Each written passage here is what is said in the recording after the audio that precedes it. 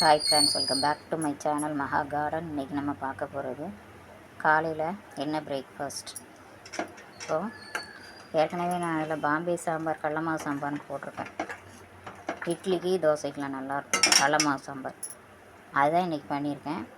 வெங்காயம், தக்காளி, பச்சை மிளகாய் போட்டு வதக்கி கடுகு உளுத்தம்பருப்பு போட்டு தாளித்து நல்லா வெந்த உடனே கொஞ்சம் சாம்பார் பொடியும் போட்டுக்கணும். மஞ்சள் பொடி, உப்பு, சாம்பார் பொடி போட்டு கடைசியில் கடல மாவு விட்டு இறக்கணும். இதுதான் கடல மாவு சாம்பார். சூப்பராக இருக்கும், டிஃபனுக்கு நல்லாயிருக்கும். இதான் இன்றைக்கி செஞ்சுருக்கேன், காமிக்கிறேன் ஃப்ரெண்ட்ஸ். இப்போ கடல மாவு சாம்பார் சுட சுட ரெடியாக இருக்குது. இந்த இடத்துல தோசை விட்ருக்கேன், எடுத்துகிட்டு காமிக்கிறேன் ஃப்ரெண்ட்ஸ். இப்போ சூடாக தோசை தயாராகிட்டு இப்போ கடல மாவு சாம்பார் ரெடி ஆகிட்டு. சுவையான தோசை ப்ளஸ் கடல மாவு சாம்பார் பிரேக்ஃபாஸ்ட்டுக்கு சூப்பராக இருக்கும். இதே மாதிரி செஞ்சு பாருங்கள்.